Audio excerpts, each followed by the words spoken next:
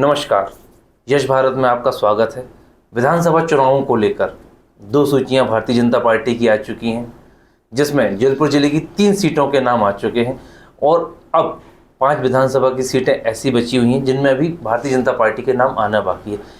ऐसे में जबकि लगातार सूचियां आ रही हैं और कयास लगाए जा रहे हैं कि कभी भी कोई भी सूची आ सकती है, ऐसे में हमारा दावा में हम एक ऐसे चेहरे को लेकर आए हुए जो भारतीय जनता पार्टी से मध्य विधानसभा से टिकट की तो दावेदारी कर रहे हैं, लेकिन वो सिर्फ टिकट चुनाव लड़ने के लिए नहीं मांग रहे हैं। उनका अपना एक विजन है जो चुनावों से और टिकट से हटकर भी बात कर रहे हैं। वो बात कर रहे हैं मध्य विधानसभा के विकास की, और विकास कैसे हो उसको लेकर वो अपना एक विजन भी सामने ला रहे हैं कि मुझे मौका मिले तो मैं इस विजन पर काम करूंगा और बाकी लोगों को भी अपनी अपनी विधानसभा क्षेत्र में कुछ इसी तरह के विजन को लेकर काम करना चाहिए। हम बात कर रहे हैं युवा उद्योगपति, व्यवसायी और भारतीय जनता पार्टी के युवा नेता विशाल दत्त जी से। भाई साहब नमस्कार, आपका कार्यक्रम में स्वागत है। बहुत बहुत पहले तो मैं धन्यवाद देता हूँ यश भारत के कि उनने मुझे आज यहाँ बुलाया और एक बोलने का मौका दिया।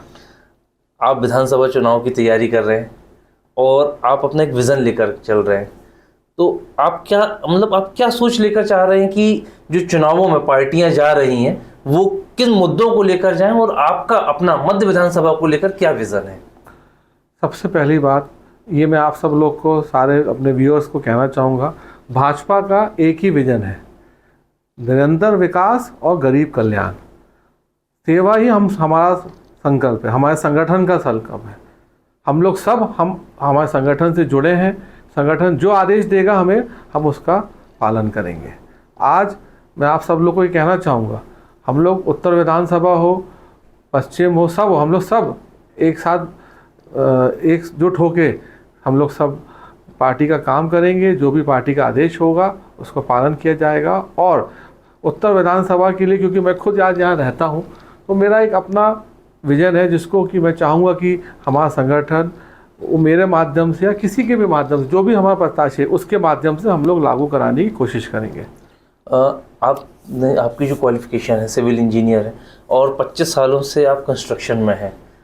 दत्त बिल्डर्स आपकी फर्म है। दत्त बिल्डर्स को तो जबलपुर में हर कोई जानता है। तो जबकि आपको एक इंफ्रास्ट्रक्चर का अच्छा नॉलेज है और एक जो मेरी जानकारी की मध्य प्रदेश की सबसे बड़ी हाई राइज बिल्डिंग भी आप लेकर आ रहे हैं, तो आप इस अनुभव का अपने विधानसभा क्षेत्र में कैसे उपयोग करेंगे अगर पार्टी आपको मौका देगी तो?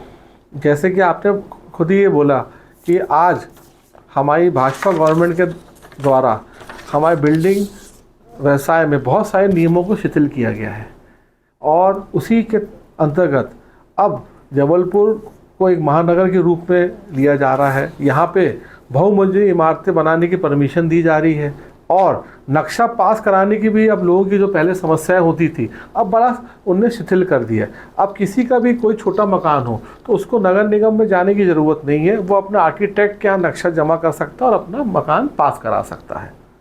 इसके अलावा अभी जब आप कार्यक्रम के पहले मेरी आपसे चर्चा हो रही थी तो हम चर्चा कर रहे थे कि राइट टाउन में जो लीज की ज़मीन है या कमला नेहरू नगर का एक जो मामला है, इसको लेकर आपकी क्या सोच है? क्योंकि आप लीज के मुद्दे को लेकर पहले भी कई बार सामने अपनी बात रख चुके हैं, तो इसको लेकर क्या है? जैसा कि आप जानते हैं कि नेपियर टाउन, राइट टाउन, कमला नेहरू नगर वार्डों में बहुत सारी जो ज़मीनें वो लीज़ के अंतर्गत आती है।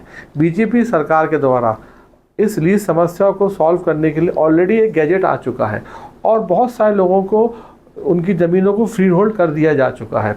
अभी पिछले कार्यकाल में हमारा ये रहेगा कि हम लोग आगे चल के कैंप लगा के हर वार्ड में लोगों की ज़मीनों को फ्री होल्ड कराने का पूरा प्रयास करेंगे, और इसको फ्री हमेशा के लिए हो जाएगी ज़मीनें फ्री हो।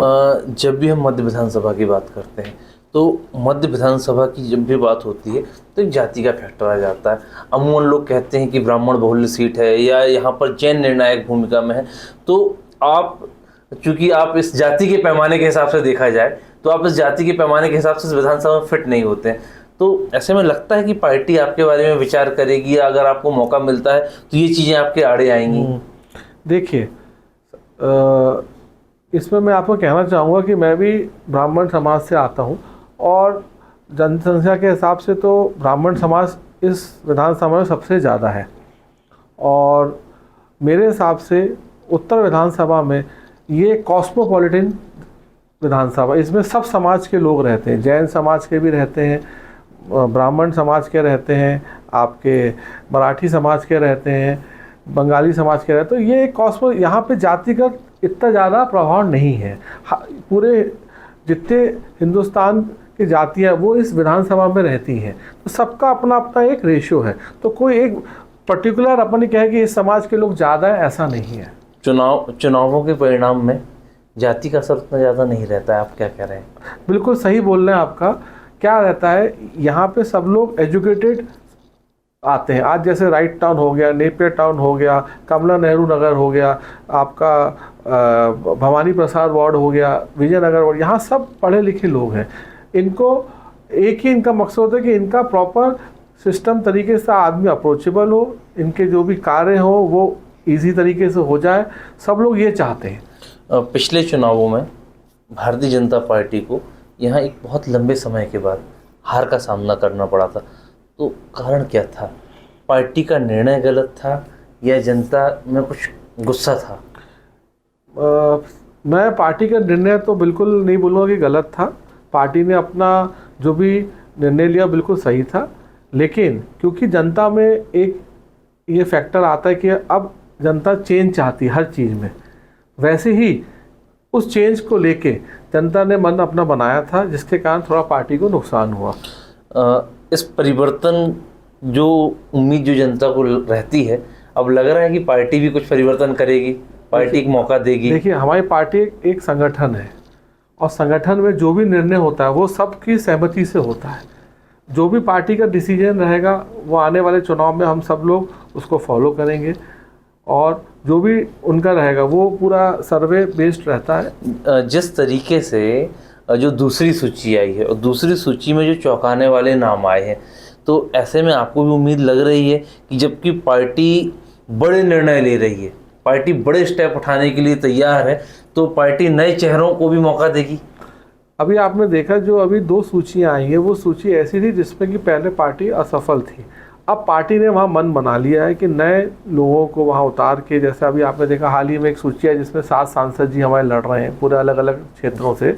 तो ये पार्टी ने एक नया प्रयोग किया है जिसके तहत पार्टी को बिल्कुल निश्चित ही फ़ायदा मिलेगा, और हम लोग भारी संख्या में अपनी सीटें 150 प्लस सीटें लेके आएंगे।